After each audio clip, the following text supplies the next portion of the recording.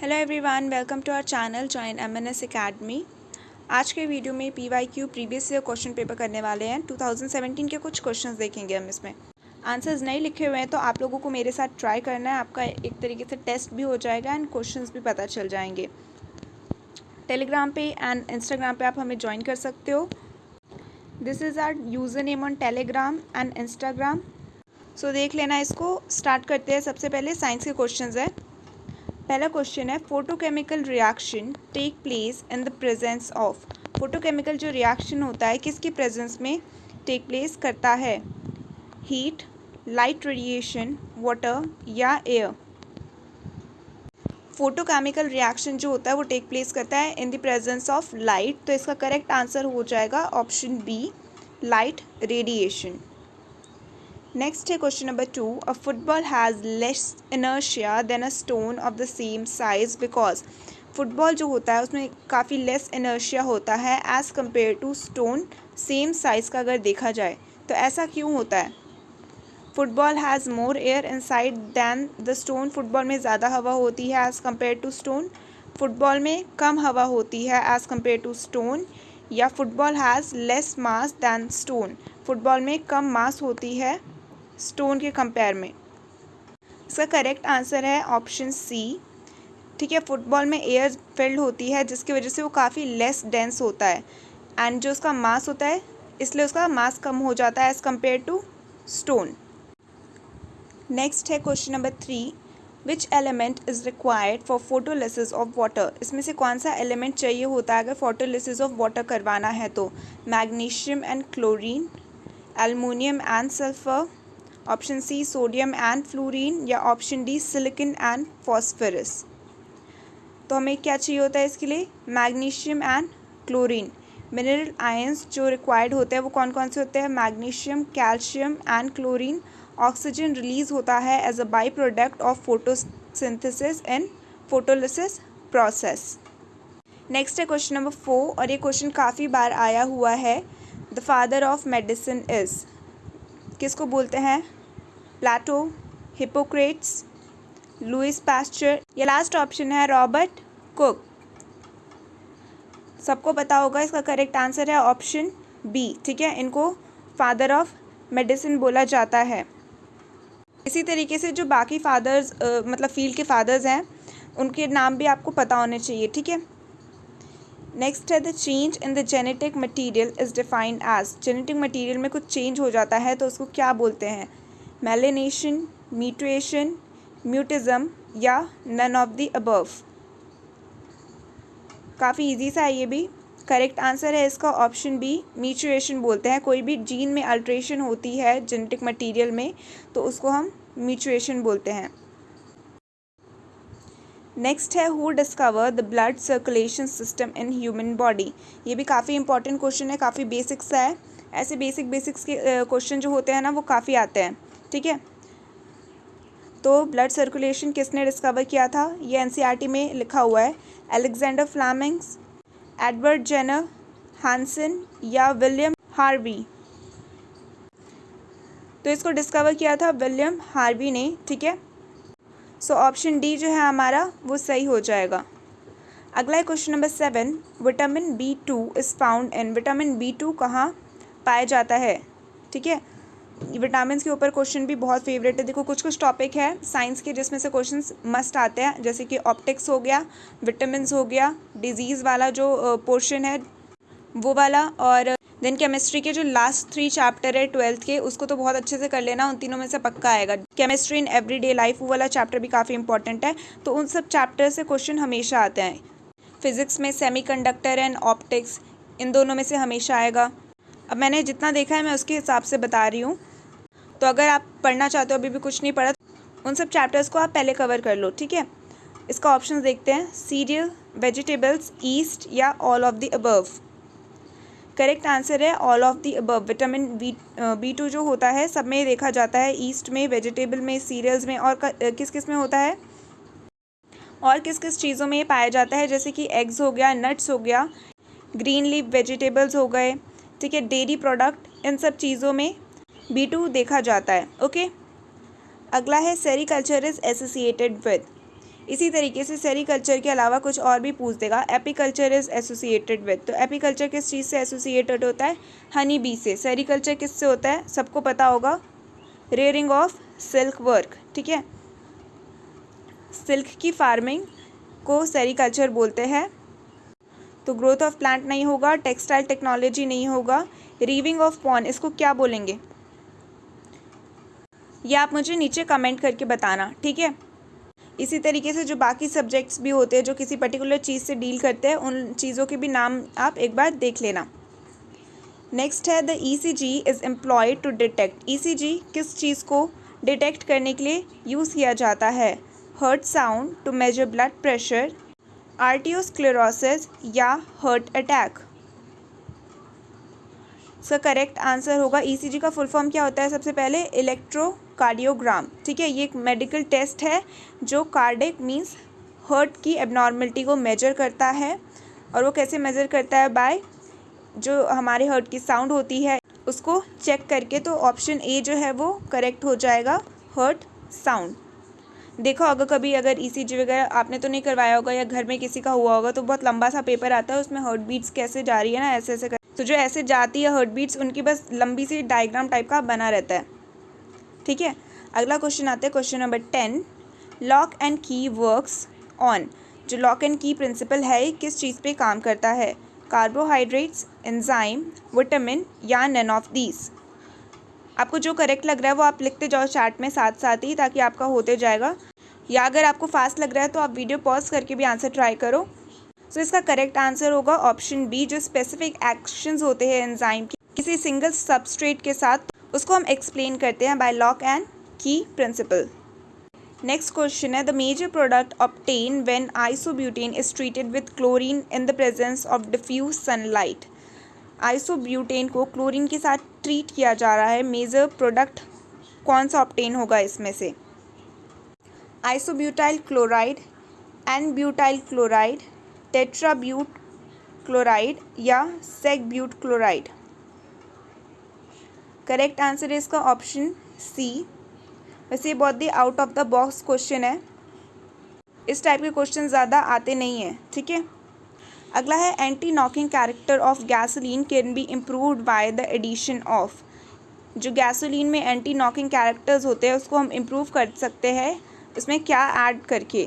Lead sulphate, lead bromide, tetra lead, tetra ethyl lead या di ethyl cadmium. Correct answer है इसका option सी। जो anti knocking property होती है गैसोलीन की, उसको इंक्रीज़ करने के लिए ये यूज़ किया जाता है और इसको बोलते हैं, इस प्रोसेस को बोलते हैं डोपिंग। अगला है question number 14। Most stable form of n butane is. N butane का मोस्ट स्टेबल फॉर्म कौन सा है? स्क्यूबोर्ड, एक्लिप्स, गोश या स्टेजर्ड एंटी। करेक्ट आंसर है इसका ऑप्शन डी। अगला क्वेश्चन है heterolytic fusion of covalent bond in organic molecule gives free radical, cation and anion, only cation या ओनली एनायन। जब हेट्रोलिटिक फ्यूजन होगा किसी कोवैलेंट बॉन्ड का एक ऑर्गेनिक मॉलिक्यूल में, तो इसमें से क्या आएगा, क्या देगा वो? तो कैटायन और एनायन दोनों ही देगा। हेट्रोलिटिक फ्यूजन के टाइम पे कोवैलेंट बॉन्ड जो होता है इलेक्ट्रॉन के पेयर्स बनाता है। जब हेट्रोलिटिक फ्यूजन होता है कोवैलेंट बॉन्ड में, तो जो इलेक्ट्रॉन के दोनों शेयर्ड पेयर होते हैं वो अलग हो जाते हैं, जिसकी वजह से कैटायन एंड एनायन दोनों ही फॉर्म होता है, या मॉलिक्यूल वही देता है, ठीक है। अगला है which of the following is false about an electrophile. इसके बारे में क्या गलत है? Electron deficient species. इलेक्ट्रोफाइल क्या इलेक्ट्रॉन डेफिशिएंट स्पीसीज होते हैं? ये एक एसिडिक रिएजेंट होते हैं, a reagent which attack on electron deficient site of the molecule. या लास्ट ऑप्शन है a species which seeks a pair of electron. तो जो इसका करेक्ट आंसर है, मतलब जो फॉल्स है इसके बारे में, वो है ऑप्शन सी। तो इलेक्ट्रोफाइल्स ऐसे सब्सटेंस होते हैं जिसमें इलेक्ट्रॉन डेंसिटी की कमी होती है, ठीक है। इलेक्ट्रो मतलब इलेक्ट्रॉन्स एंड फाइल मतलब लवर, तो ये इलेक्ट्रॉन लवर स्पीसीज होते हैं। तो it will attack on electron rich species, ना कि इलेक्ट्रॉन डेफिशिएंट साइट। बाकी तीनों पॉइंट्स जो हैं वो करेक्ट है और ये वाला रॉन्ग है इसके बारे में। अगला है which gland of the body is quite large at the birth and reduce its size with the age. Body की कौन सी ग्लैंड होती है जो बहुत ही बड़ी होती है eight the time of birth पर धीरे धीरे अपनी साइज़ रिड्यूस कर लेती है? थाइमस, पिट्यूटरी, थायराइड या एड्रेनल? करेक्ट आंसर है ऑप्शन ए, थाइमस जो होता है ये एक लोब्ड ऑर्गन होता है जो नियर हार्ट होता है एंड बीनीथ ब्रेस्ट बोन। तो ये बर्थ के टाइम पे काफ़ी बड़ा होता है, धीरे धीरे इसकी साइज़ रिड्यूस हो जाती है। नेक्स्ट है diabetes insipidus is under control of. ये जो डायबिटीज़ होता है ये किसके कंट्रोल में होता है? ACTH, TSH, ADH या एल्डोस्टेरोनिन? फुल फॉर्म्स बताओ इसका जल्दी से। इसका होगा एड्रिनोकॉर्टिकोट्रोपिक हार्मोन, TSH का थायराइड स्टिमुलेटिंग हार्मोन और ADH का एंटी डायूरेटिक हार्मोन। इसका करेक्ट आंसर है ऑप्शन सी। ADH को एंटी डायूरेटिक हार्मोन के अलावा एक और नाम से जाना जाता है, वो होता है आर्जिनिन वैसोप्रेसिन। ये हार्मोन जो होता है हाइपोथैलेमस में बनता है एंड स्टोर होता है पोस्टीरियर पिट्यूटरी में। ये किडनी को बताता है कि हमें कितना वाटर कंजर्व करके रखना है, ठीक है। Next question, in which lymphoid organ where all blood cells are produce. कौन सा लिम्फॉइड ऑर्गन है जहाँ सारे ब्लड सेल्स प्रोड्यूस होते हैं? स्प्लीन, बोन मैरो, लिवर या पैनक्रिया? करेक्ट आंसर है ऑप्शन बी, बोन मैरो। ये एक प्राइमरी लिम्फॉइड ऑर्गन है, ठीक है, और यहाँ पे ब्लड्स और इम्यून सेल्स जो हैं वो प्रोड्यूस होते हैं। Next question is question number 21, which is the female sex hormone. इसमें से कौन सा फीमेल सेक्स हार्मोन है? ऑस्ट्रोजन, एंड्रोजन, इंसुलिन या थायरॉक्सिन? काफ़ी इजी है, ऑप्शन ए इसका करेक्ट आंसर है। ऑस्ट्रोजन जो होता है वो फीमेल सेक्स हार्मोन होता है, वन ऑफ द मेन होता है, ठीक है। ये बोथ मेल एंड फीमेल में पाया जाता है। ये क्वेश्चन मैंने क्विज़ में करवाया था अभी एंड काफ़ी बच्चों ने रॉन्ग किया था, सिर्फ फीमेल टिक की थी, पर ये मेल्स एंड फीमेल्स में दोनों में पाया जाता है, बट ज़्यादा ग्रेटर रोल ये वुमेंस में प्ले करता है एज़ कम्पेयर टू मेल्स, ठीक है। Next, Cushing disease is caused by hyper activity of. किस चीज़ की हाइपर एक्टिविटी से कुशिंग डिजीज़ होता है? ग्रोथ हार्मोन, ग्लूकोकॉर्टिकॉइड्स, इंसुलिन या थायरॉक्सिन? तो इसका करेक्ट आंसर होगा ऑप्शन बी, ग्लूकोकॉर्टिकॉइड, जिसको कॉर्टिसोल भी बोला जाता है। ये जो कुशिंग डिजीज़ है ये हाइपर सिक्रीशन ऑफ कॉर्टिसोल की वजह से होता है और इससे फैट डिपॉजिट होने लगता है around shoulders, face and neck. Next है the immune system at the time of birth is called. यहाँ पे आई होगा innate immunity, acquired immunity, active immunity या पैसिव इम्यूनिटी। तो जो हमें at the time of birth मिलती है उसको हम इनेट इम्यूनिटी या नेचुरल इम्यूनिटी भी बोलते हैं, ठीक है। सो ऑप्शन ए जो है वो करेक्ट हो जाएगा। अगला है blood is made of 3 main components which are. Blood 3 main component से बना है, वो कौन कौन से हैं? इसमें आंसर ही लिखा हुआ आ गया गलती से, चलो। तो ब्लड में ब्लड सेल्स होते हैं, प्लेटलेट्स होते हैं एंड प्लाज्मा होता है, सबको पता है। So all of the above. Blood cells 2 type के हो गए, red blood cells and white blood cells. अगला है cell division can not be stopped in which phase of the cell cycle. Cell division कौन से फेज पे stop नहीं हो सकता? S phase, G0 phase, G1 phase या माइटोटिक फेज? करेक्ट आंसर होगा इसका ऑप्शन ए। एस फेज को क्या बोला जाता है? Synthetic phase. इसमें डीएनए जो होता है रेप्लिकेशन के अंदर जाता है, तो जो डीएनए रेप्लिकेट होता है एस फेज में, इसमें डीएनए कंटेंट मल्टीप्लाई हो जाता है, 2 टाइम्स हो जाता है और एस फेज में ये नेसेसरी है। सो इस पॉइंट पे कोई रिटर्न नहीं हो सकता, सेल को डिवाइड करना होता है एंड अगर सेल साइकिल को कंटिन्यू करना है और आगे करके वो कौन से फेज में जाता है? एम फेज में, ठीक है। तो करेक्ट आंसर हो जाएगा ऑप्शन ए। नेक्स्ट है modified flatten stem is called. ये इस बार भी आया था, इंपॉर्टेंट क्वेश्चन। फाइलोक्लैट्स, थॉर्न्स, क्लैडोड्स या टेंड्रिल्स? तो क्या बोलते हैं, पता होगा सबको अगर 2020 का पेपर देखा है तो। ऑप्शन ए करेक्ट है इसका। इसका एग्जाम्पल क्या है जो एनसीईआरटी में दिया है, ओपन टिया, ठीक है। इसके जो स्टैम्प होते हैं वो फ्लैट हो जाते हैं एक ग्रीन स्ट्रक्चर टाइप में, और वो लीफ का फंक्शन परफॉर्म करते हैं, ठीक है। ये जो फंक्शन फोटोसिंथेसिस का परफॉर्म होता है, जिसमें स्टेम एक फ्लैशी पार्ट बन जाता है और फ्लैटन स्ट्रक्चर बन जाता है, उसमें क्लोरोफिल एंड अपना फूड वगैरह स्टोर करता है। इसी स्ट्रक्चर को क्या बोला जाता है, फाइलोक्लैड। नेक्स्ट है saliva secretion is related to which gland. Saliva का जो सिक्रीशन होता है ये कौन से ग्लैंड से रिलेटेड है, लैक्रिमल, पैनक्रिया, वॉर्टन या थायराइड ग्लैंड। तो करेक्ट आंसर क्या है इसका, ऑप्शन देखो पैनक्रियास तो नहीं है, थायराइड भी नहीं है, लैक्रिमल क्या करता है, टीयर्स। तो करेक्ट आंसर है ऑप्शन सी। सलाइवा कैसे प्रोड्यूस्ड होता है, saliva is produced and secreted from salivary gland.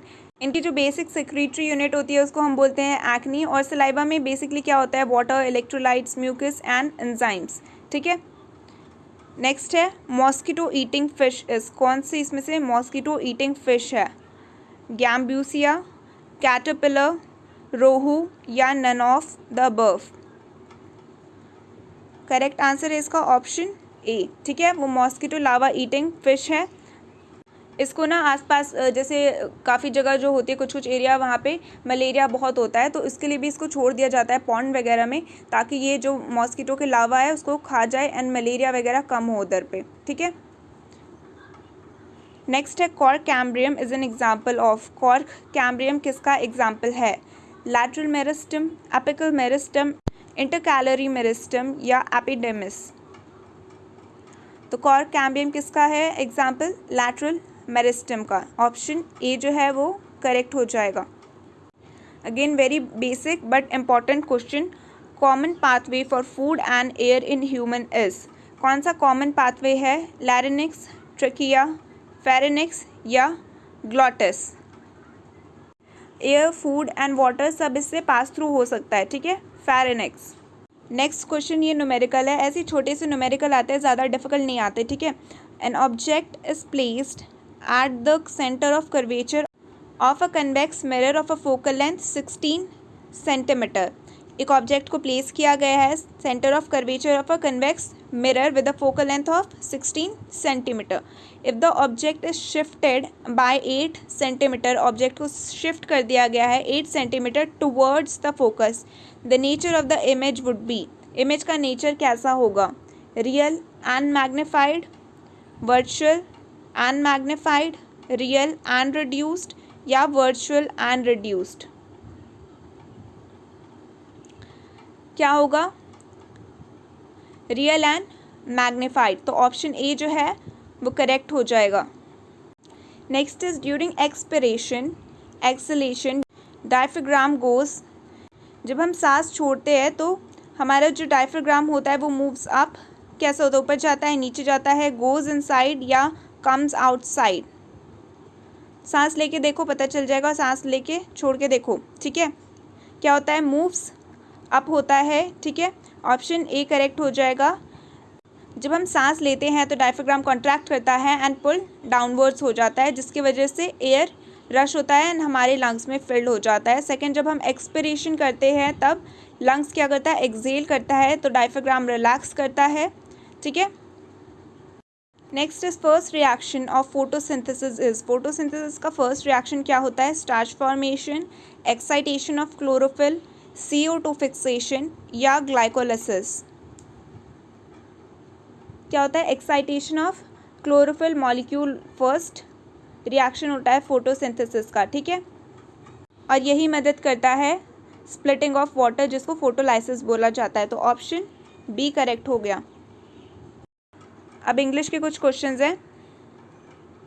इस टाइप से मार्किंग होती है इंग्लिश की, मतलब ऐसे क्वेश्चंस आते हैं। 5 मार्क्स का वर्ब, 5 मार्क्स का प्रपोजिशन, 5 मार्क्स का कंजंक्शन, 5 मार्क्स की आर्टिकल्स, 5 मार्क्स के one word substitution, antonym, synonym, idiom and phrases, clauses and spelling correction, ठीक है। ऐसे 5-5 करके क्वेश्चंस आएंगे आपके, एंड सबसे पहला पोर्शन इंग्लिश का ही होता है। और इंग्लिश बहुत ही ईजी होती है, अगर आप ध्यान से करोगे तो इंग्लिश में आपके काफ़ी अच्छे मार्क्स आ सकते हैं, काफ़ी स्कोरिंग सब्जेक्ट है क्योंकि इसमें फिक्स होता है, ठीक है, आपको ये सब चीज़ें पढ़नी है। अब अगर आप जीके का देखोगे तो आपके करंट अफेयर ही 1 साल का करना होता है, बहुत ज़्यादा हो जाता है। उसके बाद जो स्टैटिक टॉपिक्स होते हैं वो भी कम नहीं होते। सो मेक श्योर आपका इंग्लिश बहुत ही अच्छे से आपने प्रिपेयर कर लिया है, ये काफ़ी स्ट्रॉन्ग है। क्वेश्चन है, यहाँ पे आपको मीनिंग बतानी है ईडियम की, ठीक है। ईडियम है इन अ जिफी, इसका मतलब क्या होता है? Outstanding, suddenly, in a fix या अप्रोप्रिएट। तो इसका मतलब होता है सडनली, एकदम से, ठीक है, तो उसको बोलेंगे इन अ जिफी। नेक्स्ट है अप टू द हिल्ट, इसका मतलब क्या होगा? Completely, up to the mark, up to the final decision या नन ऑफ द अबव। तो अप टू द हिल्ट मतलब होता है कंप्लीटली, ऑप्शन ए जो है इसका सही हो गया। मैन ऑफ लेटर्स, इसका मतलब क्या होता है? Who writes to many letter, an important person, a politician या अ लिटरेट पर्सन। तो इसका करेक्ट होगा option D, a literate person, उसको हम बोलेंगे अ मैन ऑफ लेटर। अगला है to smell a rat, to smell foul, to see a rat, to chase a rat या टू बी सस्पिशियस। सस्पिशियस मतलब शक करना, क्या होगा इसमें से? करेक्ट आंसर होगा इसका भी option D, to be suspicious. जैसे हिंदी में बोलते हैं दाल में कुछ काला है तो हमें शक होता है, उसी टाइप से ये भी है। अगला है टू बाइट द डस्ट, इसका मतलब क्या होता है? ऑप्शन है eat voraciously, to have nothing to eat, eat roots या नन ऑफ द अबव। इसका करेक्ट आंसर है option D, none of the above. To bite the dust का मतलब होता क्या है, आप मुझे नीचे कमेंट करके बताना, ठीक है। अब आगे हम फिल इन द ब्लैंक्स पे।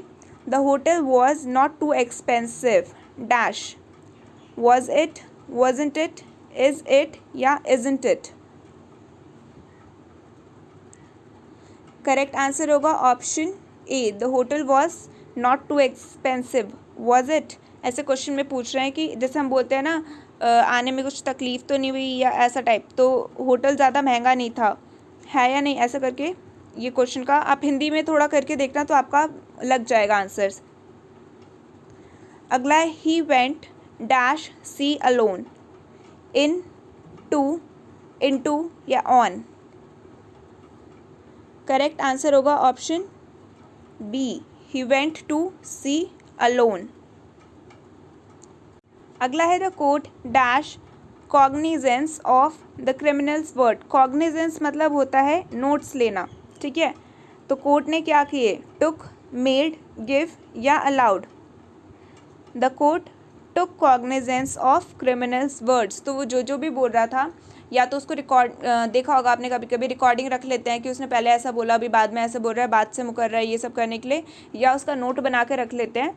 तो the court took notes of criminals' words. As he got older, his belief in this principle did not wither, shake, waver या ditcher. ऑप्शन ए होगा, ठीक है। विदर मतलब क्या होता है? टू पास अवे या टू ड्राई अप। इसका मैं ऐसे बताती हूँ, जैसे हम छोटे होते हैं तो हम किसी चीज़ मैजिक वगैरह में बिलीव करते हैं, जैसे जैसे हम बड़े हो जाते हैं तो हमें पता चलता है हाँ ऐसी कुछ चीज़ नहीं होती। या सांता क्लॉज ले लो, या भूत, कुछ भी जो ऐसी चीज़ होती है हम बचपन में मानते हैं, लेकिन बड़े होते तो हमें समझ आ जाती है, अकल आ जाती है, तो हम उन चीज़ों को मानना छोड़ देते हैं। कुछ चीज़ें ऐसी भी होती है जिससे हम अभी भी बिलीव करते हैं, तो वही है, उसका बिलीव अभी तक है उस चीज़ पे, जो भी उसके प्रिंसिपल्स थे उस चीज़ से उसका बिलीव पास आउट नहीं हुआ है, ठीक है, डिड नॉट बोला है यहाँ पे, इसीलिए। अगला है everyone in this world is accountable to God dash his action, about, for, to या ओवर। तो हर कोई इस दुनिया में जो है वो अपने एक्शंस के लिए अकाउंटेबल है, ऐसा सेंटेंस का मतलब बन रहा है ना। तो क्या होगा? For his actions. नेक्स्ट है your father used to be the principal of the college, did he, does he, didn't he या डजंट ही। करेक्ट आंसर होगा ऑप्शन सी, ठीक है, डिडंट ही। अभी आपको नियरेस्ट मीनिंग चूज़ करना है। The two opposing parties have reached a stalemate. यहाँ पे वर्ड है स्टेलमेंट, क्या होगा? डायलेमा, डेडलॉक, एग्जॉस्शन या सेटलमेंट? इसका मतलब है डेडलॉक, ऑप्शन बी करेक्ट हो जाएगा। Graduation day is momentous day for most students. ये क्वेश्चन एसपी बख्शी में भी है शायद, और ये मैंने आपको करवाया भी है, ठीक है। मोमेंटस मतलब क्या होता है? इम्पॉर्टेंट, ठीक है। तो करेक्ट आंसर इसका ऑप्शन सी कर देना। Next, the prime minister delivered an impromptu speech to student. Impromptu मतलब क्या होता है? इम्पॉर्टेंट, इम्प्रेसिव, इंस्पायरिंग या ऑफ हैंडेड। तो वर्ड यहाँ पे क्या है? इम्प्रॉम्प्टू, ठीक है। यहाँ पे मैं एक्चुअली बोल्ड, सारा ही बोल्ड हो गया, मेरे को सिर्फ इस वर्ड को बोल्ड करना चाहिए था। तो जो वर्ड है यहाँ पे ये है। इस वर्ड का मीनिंग होता है अनस्क्रिप्टेड, मतलब पहले से प्रिपेयर्ड ना किया हुआ हो। तो यहाँ पे करेक्ट आंसर ऑप्शन डी होगा, ऑफ हैंडेड। करेक्ट है, दिस इज़ ल्यूक्रेटिव बिजनेस। यहाँ पे ये वर्ड है प्रॉफिटेबल, डेंजरस, चैलेंजिंग या क्वेश्चनेबल। ल्यूक्रेटिव मतलब क्या होता है? प्रॉफिटेबल। ऑप्शन ए करेक्ट हो जाएगा। अगला है फोर्थराइटनेस ऑन स्पीच में not always be desirable quality. Word है यहाँ पे ये, इसका मीनिंग आपको बताना है। आउटस्पोकन, ऑप्लीकनेस, मेंडासिटी या इक्विवोकेशन। फोर्थराइटनेस मतलब क्या होता है? इसका मतलब होता है स्ट्रेट फॉरवर्ड या आउटस्पोकन। ऑप्शन ए करेक्ट हो जाएगा। अभी आपको यहाँ पे ऑपोजिट बताना है। वर्ड है ड्यूरी, ठीक है। इसका आपको ऑपोजिट बताना है। ड्रैप, डेंजरस, ब्यूटीफुल या ब्राइट। ऑपोजिट है इसका ब्राइट। नेक्स्ट है कॉन्सैंग्यूनिटी। इसका मतलब क्या होता है? एफिनिटी, कॉर्पुलेंट, एस्ट्रेंजमेंट या एनार्ची। इसका ऑपोजिट होता है एस्ट्रेंजमेंट, ठीक है। नेक्स्ट है ल्यूशियस। इसका ऑपोजिट बताना है। फ्रिकल, इंस्पिड, लैंग्विड या डिटोरेटिंग। ऑप्शन बी इसका करेक्ट है, इंस्पिड। इंस्पिड मतलब क्या होता है? इसका मतलब होता है बहुत ही बोरिंग सा या फ्लेवरलेस, ठीक है। अगला वर्ड है सेसेशन। सेसेशन मतलब कुछ ड्रॉप डाउन होना, क्रीजिंग, ठीक है। इसका ऑपोजिट बताना है यहाँ पे हमें। कमेंसमेंट, रीन्यूअल, इंटरप्शन या स्टॉपेज। करेक्ट आंसर है इसका ऑप्शन ए। अगला है लास्ट वर्ड है ये शायद, लैक। इसका ऑपोजिट बताना है। प्रेजेंस, सफिशिएंट, क्रेस्मा या एडुकेट। लैक मतलब सबको पता होगा, ठीक है, किसी चीज़ की कमी। तो इसका करेक्ट आंसर क्या हो जाएगा? Option D, educate. और इसका सफिशिएंट भी हो सकता है। इंग्लिश में ना काफ़ी सारे ऐसे क्वेश्चंस देखे हैं मैंने जिसके आंसर बहुत ही डाउटफुल टाइप के रहते हैं। सो ऐसे पॉइंट पे तुम्हें जो ज़्यादा सूटेबल लगे तुम उस पर टिक कर देना, ठीक है। छोड़ने की तो कोई बात ही नहीं बनती, क्योंकि हमारा कोई नेगेटिव मार्किंग है ही नहीं, तो सारा अटेम्प्ट करके ही आना है। अगला जनरल नॉलेज के कुछ क्वेश्चन है अब। Which country is known as sugar bowl of world. कौन सी कंट्री को शुगर बॉल ऑफ वर्ल्ड बोला जाता है? ब्राज़ील, क्यूबा, ग्रीक या इंडिया। अभी इसका बहुत ही डाउटफुल सा आंसर है। क्यों? क्योंकि ये अगर 2017 के हिसाब से देखा जाए तब तो इसका आंसर ब्राज़ील होगा, लेकिन अभी आप ब्राज़ील नहीं कर सकते, क्योंकि रीसेंट ईयर्स में 2018 के टाइम से ही मान लो जो क्यूबा है इसने अपनी शुगर इकनॉमी को काफ़ी ज़्यादा बढ़ा दिया है और ये one of the largest sugar exporter भी बन चुका है। तो इस हिसाब से क्यूबा करेक्ट आंसर होगा, ठीक है। अभी जो बीत गए उसको छोड़ दो, ब्राज़ील मत करना। इसका करेक्ट आंसर क्या होगा? क्यूबा। अगला है Nirbhaya act came in which year. Nirbhaya act जो है ये कौन से साल में आया था? 14 में, 2012 में, 2013 में या 2010 में? तो ये आया था 2013 में। जो निर्भया इंसिडेंट हुआ था उसके बाद से ये एक्ट बना था, ठीक है, निर्भया एक्ट इसको पॉपुलरली बोला जाता है और इसका रियल नेम है क्रिमिनल लॉ अमेंडमेंट एक्ट 2013। तो इसका रियल नाम ये है, लेकिन पॉपुलरली इसको क्या बोला जाता है, निर्भया एक्ट। नेक्स्ट है Ayush festival of stamps 2017 has started in which city. कौन सी सिटी में इस फेस्टिवल को स्टार्ट किया गया है, आयुष फेस्टिवल, न्यू दिल्ली, चेन्नई, पणजी या गांधीनगर। इसका करेक्ट आंसर है ऑप्शन सी, पणजी। पणजी कहाँ है, गोवा में। सो ये यहाँ पे स्टार्ट हुआ था। नेक्स्ट है which country to host 4th ADMM plus meeting. कौन सी कंट्री इसको होस्ट करी, Asian defence minister meeting, Malaysia, Philippines, Singapore या इंडोनेशिया। तो ये फिलीपींस ने होस्ट किया था और ये मीटिंग को चेयर किया था उस टाइम पे वहाँ के जो सेक्रेटरी ऑफ नेशनल डिफेंस जो थे फिलीपींस के, उन्होंने।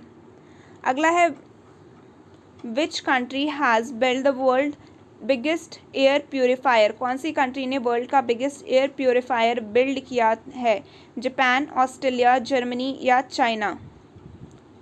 गेस करो किसने किया होगा, चाइना ने किया है, ठीक है, ऑप्शन सी। ये एक एक्सपेरिमेंटल एयर प्योरीफायर टावर है, एयर पोल्यूशन को फाइट करने के लिए चाइना ने ये बनाया है। अगला है 18th edition of international Indian film festival academy award function was held in. ये कहाँ पे हेल्ड हुआ था, ये पूछा, मलेशिया, USA, जर्मनी या ऑस्ट्रेलिया। ये हुआ था USA में। अगला है which country has recently legalised same sex marriage, Libya, Malta, Bulgaria या लैटविया। इसका करेक्ट आंसर है माल्टा। अगला है what was the code name for Indian air force operation during Kargil conflict 1999। क्या नाम था उस ऑपरेशन का, operation Vijay, operation Meghdoot, operation Indradhanush या operation safe Sagar. Correct answer इसका ऑप्शन ए, ऑपरेशन विजय, ठीक है। नेक्स्ट है it is with dash country India decided to hold major tri service Indira combat exercise for the first time. तो जो इंदिरा एक्सरसाइज होती है ट्राई सर्विस की, ये सबसे पहली बार 2017 में हुई थी, आपको ये भी यहाँ से पता चल गया। इंदिरा एक्सरसाइज जो है ये कौन सी कंट्री के बीच में होती है, रशिया और इंडिया की होती है, ठीक है। ट्राई सर्विस मतलब इसमें तीनों जो हमारे होते हैं नेवी, आर्मी, तीनों ही पार्ट करते हैं। और ये जब इनके 70 साल पूरे हो गए थे इंडिया एंड रशिया के बायलैटरल रिलेशन के, तो इसलिए उन लोगों ने डिसाइड किया कि एक एक्सरसाइज करेंगे, कॉम्बैट एक्सरसाइज, जिसका नाम होगा इंदिरा। अगला है Indian glacier terrains known as karewas are found in. जो ये कारवास है ये कहाँ पाए जाते हैं, सप्तकोशी वैली में, झेलम वैली में, अलकनंदा वैली में या तीस्ता वैली में। तो ये पाए जाते हैं झेलम वैली में, ऑप्शन बी जो है ये करेक्ट हो जाएगा, ठीक है। नेक्स्ट है ड्यूरिंग सोलर एक्लिप्स क्या होता है, the earth come in between the sun and the moon, the moon come between the sun and the earth, the moon come exactly half way between the earth and the sun, या the sun come between the moon and between the earth and the moon. क्या बोला है कि अर्थ सन और moon के बीच में आ जाता है, मून सन और अर्थ के बीच में आ जाता है, मून आधे में आ जाता है अर्थ और सन के, या सन अर्थ और मून के बीच में आ जाता है। तो सोलर एक्लिप्स में क्या होता है, करेक्ट आंसर है इसका ऑप्शन बी, जो मून होता है वो सन और अर्थ के बीच में आ जाता है और एक मून की शैडो टाइप की दिखने लग जाती है, जिसकी वजह से जिसको सोलर एक्लिप्स बोला जाता है। Next is which of the following is not an international boundary line. इसमें से कौन सी इंटरनेशनल बाउंड्री लाइन नहीं है, Dresden line, Durand line, Maginot line या 38 पालो। करेक्ट आंसर है इसका ऑप्शन ए, ठीक है। ये जो है ये बर्लिन में है एंड ये एक रेलवे लाइन है, ना कि बाउंड्री लाइन है। बाकी सारी बाउंड्री लाइन है। ये बाउंड्री लाइन किस किस के बीच में है वो मुझे नीचे कमेंट करके बताना। ये था इस वीडियो का लास्ट क्वेश्चन। इन तीनों के आंसर प्लस जो मैंने बीच बीच में पूछे हैं उसके भी आंसर मुझे कमेंट सेक्शन में बताना। एंड वीडियो अच्छी लगे तो प्लीज़ इसको लाइक करना, शेयर करना जितना भी हो सके, एंड चैनल को सब्सक्राइब करना अगर न्यू हो तो। अच्छे से पढ़ो एंड एग्ज़ाम क्लियर करके आना। All the very best. Thanks for watching guys.